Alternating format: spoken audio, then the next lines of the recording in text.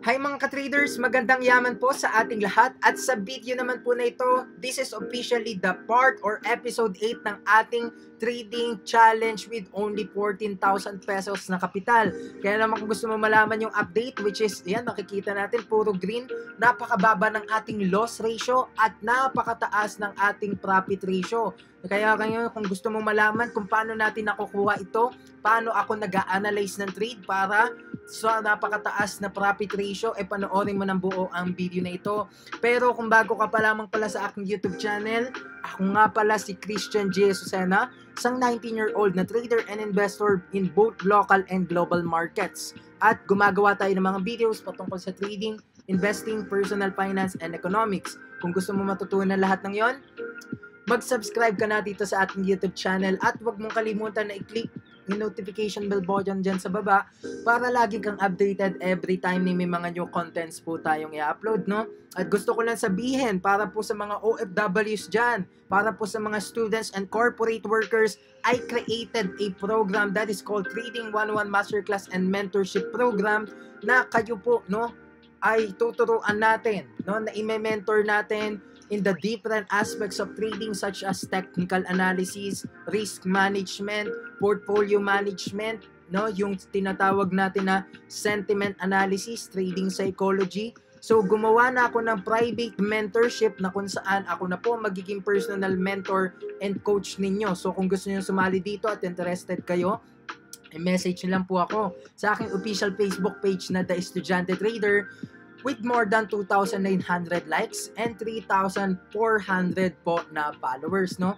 So kung gusto nyo sumali doon, mag-message lang kayo, i-assist kayo ng aking secretary or ako mismo para nang sa gayon makapag-coaching na tayo, and this is a private one-on-one mentorship. So see you in our trading program, ha, sa mga gustong matuto dyan ng seryosohan.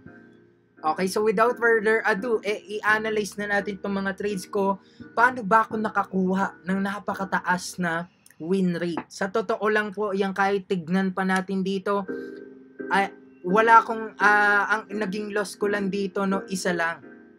Okay, isa, dalawa lang dahil itong loss ko nga, paulit-ulit ko sinabi yan sa video nung mga nakaraan, wala pang 10 piso itong loss na to in Philippine pesos, no? So out of 30 to 40 trades na ginawa natin, isa, dalawa lang ang talo doon. Which is ibig sabihin, talagang lagpas 95% ang ating win rate. Okay? Dahil, ayan, nandito yan, no, sa ating tinatawag na trading history. Yan nga yung transaction history. Pero more over to that, ayan, nandito rin siya. Kaya yung profit and loss ratio natin, napakataas. Ayan, 'di ba? Makikita natin, halos wala tayong average loss. At yung profit and loss ratio natin, millions percentage, no? Ibig sabihin, napakataas talaga, no? Wala man lang tayong halos kumbaga loss talaga, no? Ngayon, paano ko ba nakukuha yung ganyang profits, no? Kasi kung titignan natin yung transaction history and position history, ayan, no, nung isang araw ko lang to trade, ayan, 'di ba? Ilang minutes lang yung trade na yan, last episode natin. Ngayon, ang pag-uusapan na lang natin sa video na ito, no, ay paano ko ba nakukuha yung ganyan? Paano ba ako nagte-trade, 'di ba? Paano ba ako mamili ng crypto, yung setup, yung strategy? So, in this video o in this part, in this episode, ipapakita na lang natin kung paano tayo magplano ng trade. 'Di ba? Napakagandang idea kasi nga, syempre lahat ng 'yon, yung profits na 'yon, that is the byproduct na lang, no? Resulta na lang 'yon ng syempre, no, ng preparation natin, ng 8 years na experience natin. So ngayon sa video na ito, para makashare tayo ng maraming knowledge, ipapakita ko na lang kung paano ba ako nagpaplano mag-trade. Okay? So sisimulan natin yan, syempre, no, sa pagpili ng crypto na ite-trade yan. Kasi crypto trading ito, Binance Futures yung ginagamit ko, no. Kumbaga, etong nakikita nyo, resulta na lang yan, no. Syempre, yung planning, execution, nandito pa rin yan. Okay, paano ba ako magplano ng trade, no? Syempre, unang-una, crypto picking muna. Okay, crypto picking. When you say crypto picking or scanning, no, parang sa stock lang, no, stock picking, namimili ka muna. Kasi maniwala kayo sa akin, out of 20,000 cryptocurrencies, hindi naman lahat yan pataas. Hindi naman lahat yan good opportunity to buy. Hindi naman yan lahat merong opportunity. syempre, mamimili ka lang din. Yung iba dyan, di ba, parang sa Forex, yung mga exotic pairs, no? Kumbaga, parang sa stock market, basura stock. Dito may mga meme coin, shit coin. Kumbaga, medyo iniiwasan natin i-trade yun. No, kasi nga sobrang high risk, high reward. No? Ang mga tinetrade natin, yung may liquidity. Ayan, yung may momentum. Ganun ako nagte-trade, no? And syempre, yung may mga volume talaga. May mga active na sellers and buyers, 'di ba? Volume ng mga buyers and sellers, no? So ano ba yung mga trade ko, 'di ba? Na-discuss ko na 'yan, pero kumbaga ito mas specific, mas detalyado. Ang mga trade ko dito yung mga XLM, ayan, yung STMX, yung Solana, ayun yung mga trade ko no? Tapos itong XLM nga, Stellar Lumens, no? At yung mga Storj, kumbaga yung kasi mga nakitaan ko ng potential na talagang may volatility, no? Kasi yung Bitcoin hindi masyadong volatile din yun. Diba? Pagka pipili ka ng crypto, o kaya ka ng kahit anong sa asset classes na magte-trade ka, piliin mo yung may liquidity and volume.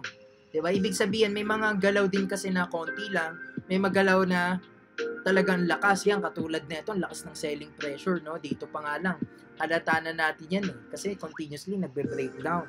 So, paano ba ako mag-analyze, no? So, yan, namimili muna ako. Pag ako, nakapili na ako, pipili muna ako ng strategy ko. Is it either momentum, support and resistance, no? Through technical indicators ba yan?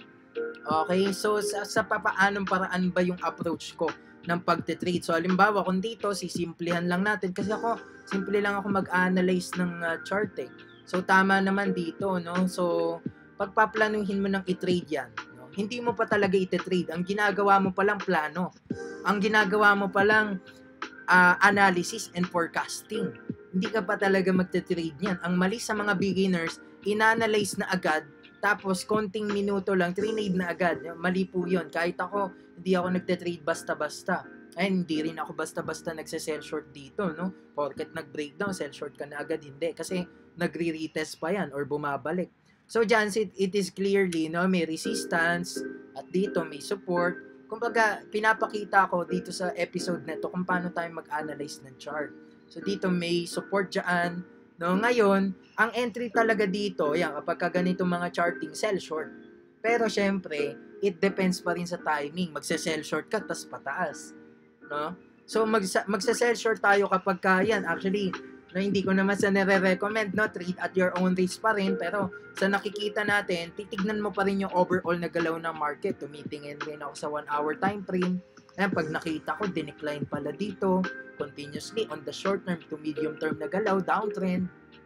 Diba? Ang ibig sabihin nito, delikado yung galaw, pabagsak ng pabagsak kasi may resistance dyan sa 1 hour time frame. Boom. Diba? Kasama na yan. So, kaya masasabi natin, dito pa lang pala, yan, dito pa lang pala sa part na ito, July 28, 29 na ngayon, etong tinetrade ko, no? Itong mga bias ko na i-trade, pababa ng pababa. So talaga may pagkakataon mag-sell short. Actually, kahapon pa lang. No? Ngayon, medyo late na 'di ba? Kasi malapit na yan dito sa support niya, no? Pero dito masasabi natin, sa 5-minute time frame, kumbaga, andun yung idea ng sell short. Tinignan mo sa 1 hour time frame, bearish. Bearish pa rin naman. No? Although magbabounce siya, malapit na yung support, pero continuously bearish. Dito, bearish din. So, saan ako magpaplano niyan mag-sell short, no? Nagpaplano ako niyan mag-sell short most commonly. Ayan, kapag katapos na mag-retest, diba, bumagsak, no? Magre-retest, tapos bababa ulit yan. Diba? Ganun na yung mga hinahanap kong confirmation and consolidation. Sa trading, hindi mo laging kailangan maging maaga. Ayan, nakikita nyo. Bumababa na, no? So, hindi mo kailangan maging, ay, buy na ako agad. Ay, sell short na ako agad. Diba? Ay, buy long na ako kaagad. Hindi, kasi kailangan mong antayin yung mga retest na ganon. Kailangan mo antayin yung tamang timing para talagang swak na swak yung pag-entry mo. No? And then, syempre, depende na lang sa atin yun, no? Kailan tayo magse-sell, kailan tayo magte-take profit. Basta ang mahalaga, tama yung market planning mo, tama yung entry mo, at tama yung ginagawa mo.